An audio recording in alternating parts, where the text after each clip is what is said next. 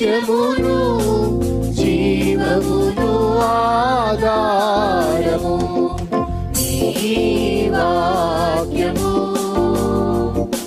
నా త్రోవకు.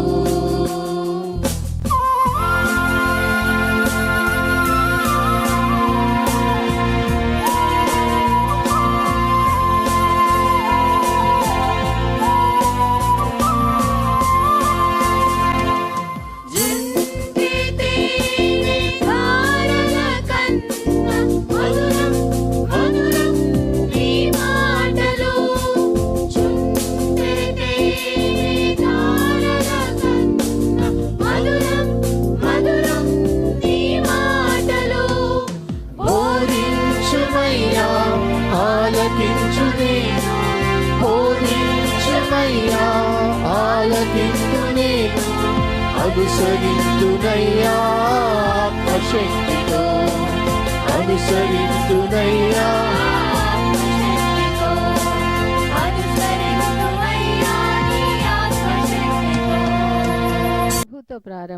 ప్రభుతో ప్రారంభం అనే ఆధ్యాత్మిక అనుదిన ప్రార్థనా కార్యక్రమానికి ప్రేమతో మిమ్మల్ని ఆహ్వానిస్తూ ఉన్నాం. మన జీవితానికి ఆదియు ఆధారమునైనటువంటి ఆ దేవుణ్ణి మొదట మరణించుకున్నట్లయితే ఆ దినమంతయు ఆయన కృపాక్షేమములే మన వెంట వచ్చును.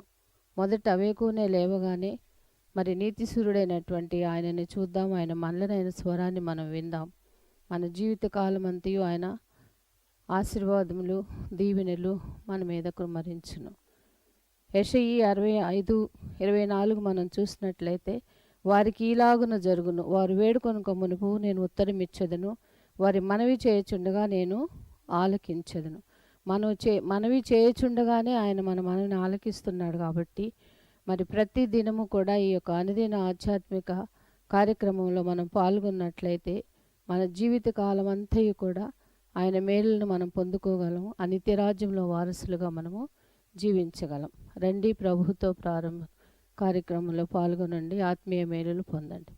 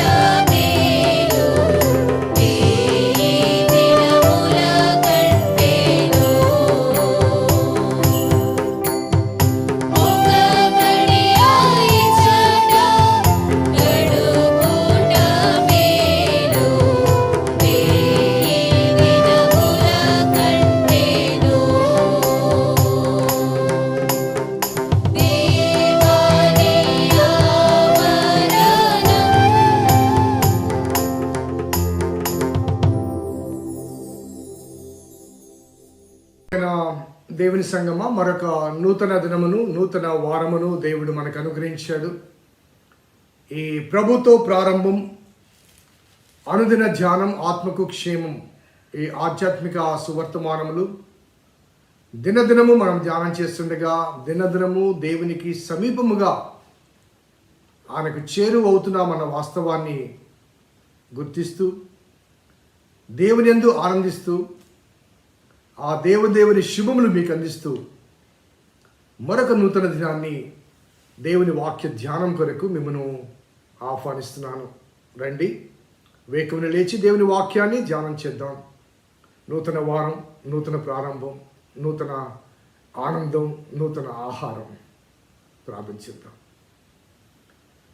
కృపగల దేవా, దైవ తండ్రి, మీ పాదములకు స్తోత్రము చెల్లిస్తున్నాం నాయన. మీ ఉచితమైన దయా సంకల్పాన్ని బట్టి మమ్మల్ని ప్రేమించి మీరు మాకు అనుగ్రహిస్తున్న ఆధ్యాత్మిక వర్తమానములను బట్టి స్థుతులు చెల్లిస్తున్నాం.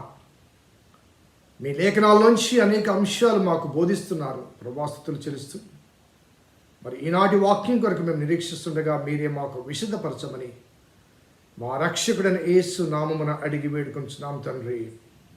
ఆమేన్. స్నేహితులారా, నేటి వరకు ఏర్పాటు చేయబడిన వాక్య భాగం మరి గత వారంలో ధ్యానం చేసిన వాక్యమే.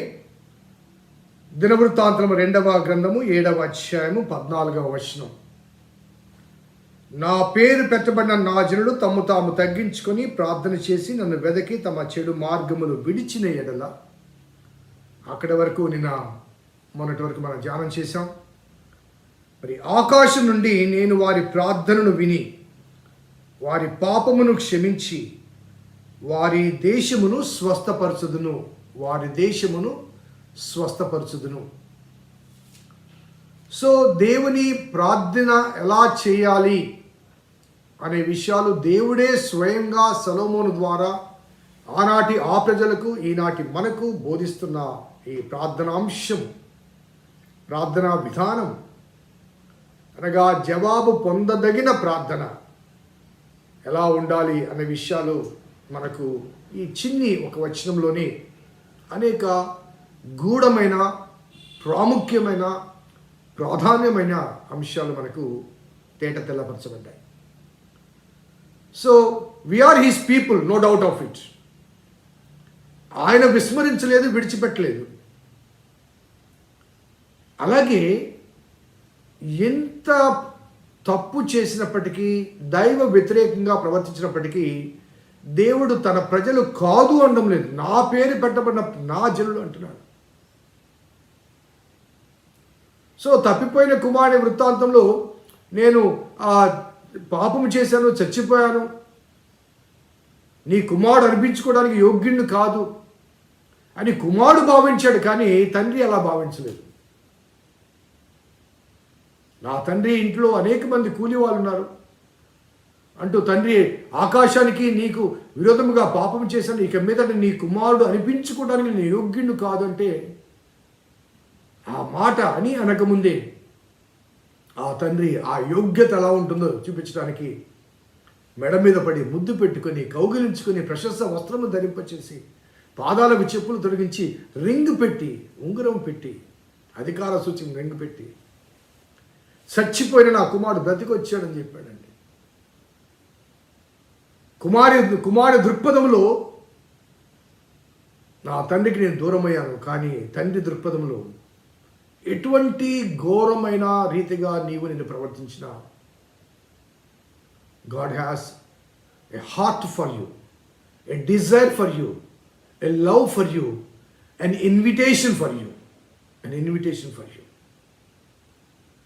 కాబట్టి నా పేరు పెట్టబడిన నా జనులు అంటూ తమ్ము తాము తగ్గించుకొని ప్రార్థన చేసి నన్ను వెదకిన ఎడల, తమ చెడు మార్గాన్ని విడిచి తిరిగి వెనక్కి వచ్చిన ఎడల ఆకాశములో నుండి ఆ తప్పిపోయిన కుమారుడి వృత్తాంతంలో పై భాగం పై అంతస్తులోంచి తండ్రి చూస్తూ ఉన్నాడు. ఎందుకంటే దూరంగా ఉన్న వాడు కనబడాలంటే కింది నుంచి చూస్తే కనిపించడు. పై అంతస్తులోంచి అనగా ఆకాశములో నుండి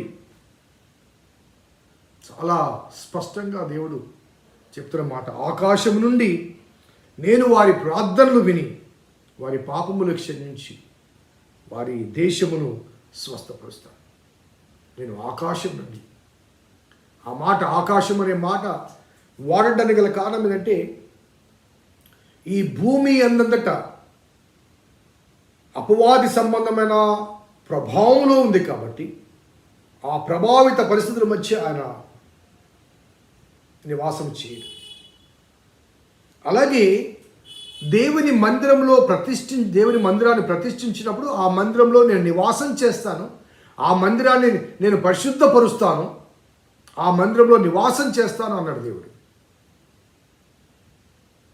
కానీ ఆ మందిరాన్ని విడిచిపెట్టే పరిస్థితి ఏర్పడినప్పుడు, ఎందుకంటే దేవుని ప్రజలు దేవుని మాట విన్నప్పుడు దేవుడు తన మందిరంలో ఉంటాడు, ఆ దేవుని ప్రజలు దేవుని మాట విన్నప్పుడు ఆ మందిరాన్ని విడుస్తాడు.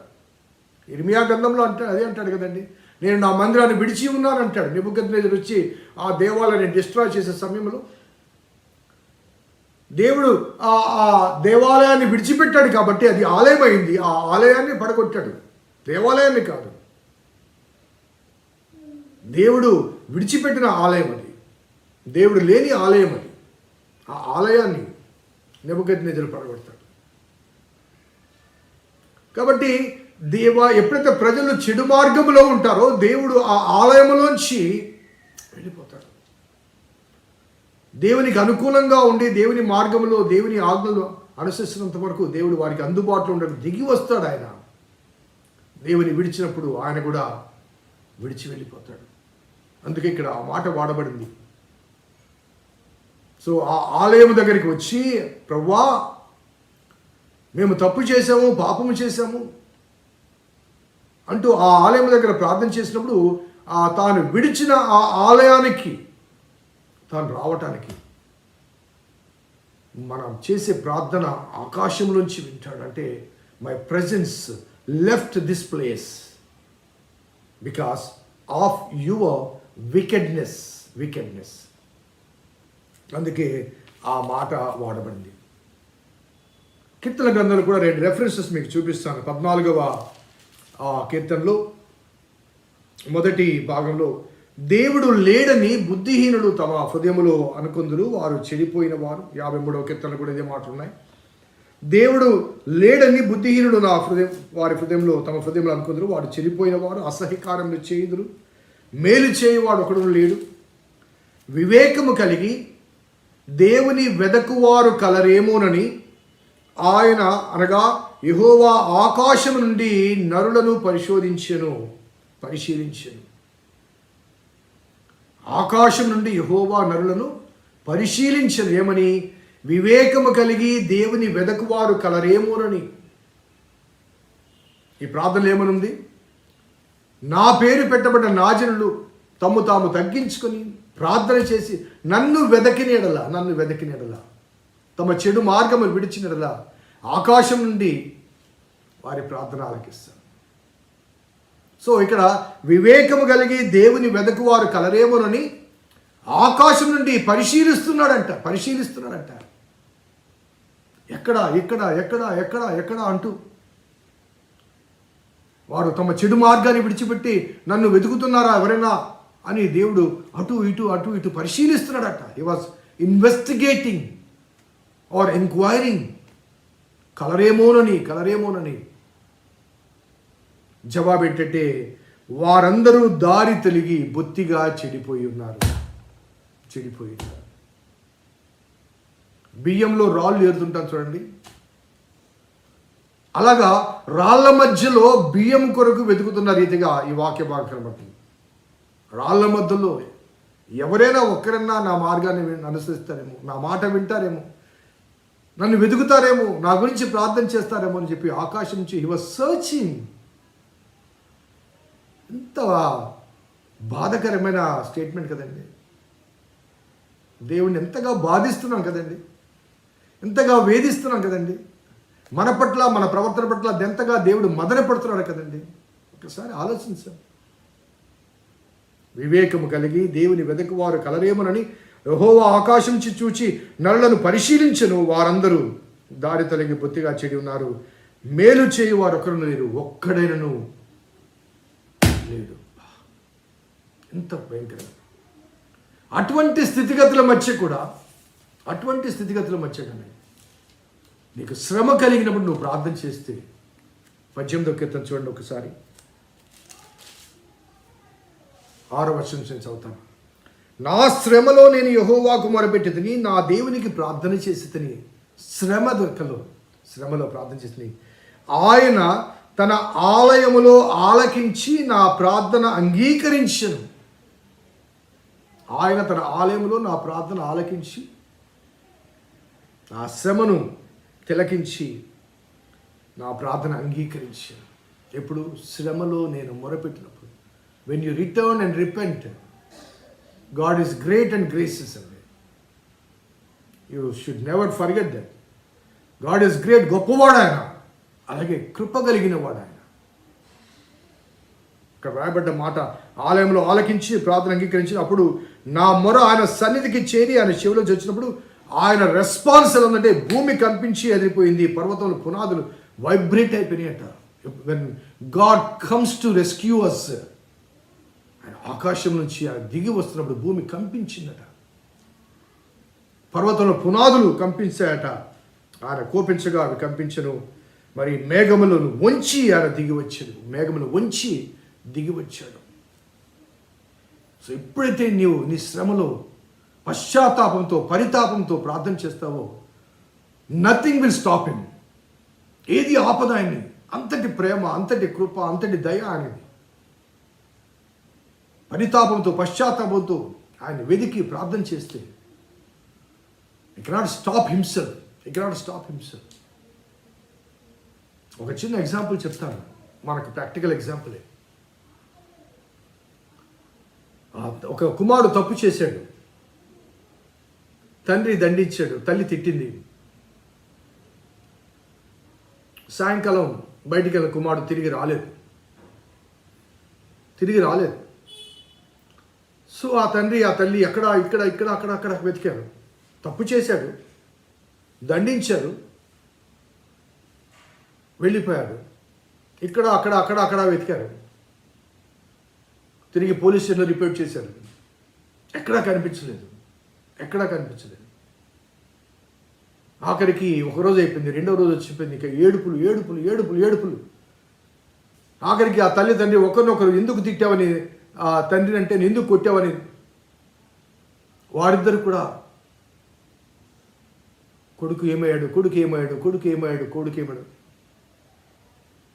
ఆఖరికి ఎవరో ఆ బస్టాండ్లో పడుకున్నాడని చెప్పి ఆ అబ్బాయిని తీసుకుని వస్తే, ఆ అబ్బాయి నడుచుకుంటూ వస్తుంటే ఆ తల్లి పరిగెత్తుకుంటూ వెళ్ళి వాడిని కౌగిలించుకొని వాడి మీద ముద్దుల మీద ముద్దులు. అప్పటి వరకు వాడు బస్టాండ్లో మురికిలో పడుకున్న వ్యక్తిని కౌగిలించుకొని ముద్దుల మీద ముద్దులు పెడుతున్నాడు.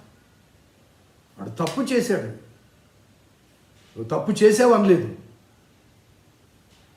నువ్వు పొరపాటు చేసావు, అందుకే మేము తిట్టామనలేదు. కౌగిలించుకొని ముద్దుల మీద ముద్దులు పరిగెత్తుకుంటే ఎవరు కూడా ఆ తల్లిని ఆపలేరు, ఎవరు కూడా ఆ తండ్రిని ఆపలేరు. అది ప్రేమ. అటువంటి ప్రేమ ఎప్పుడైతే నీ శ్రమలో నేను యెహోవాకు మొరపెడతావో, ఆ శ్రమ ఎందుకు వచ్చింది? దేవుని విడిచినందుకు వచ్చింది.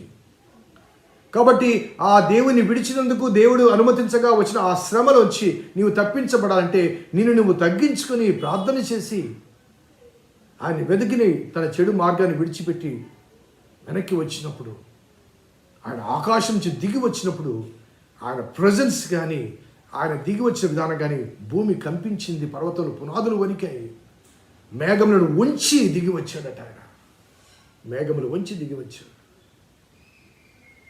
సో అప్పుడు అనగా ఆ తగ్గింపు అనేది మనలో ఉన్నప్పుడు ఆయన వారి ప్రార్థన విని వారి పాపములు క్షమించి.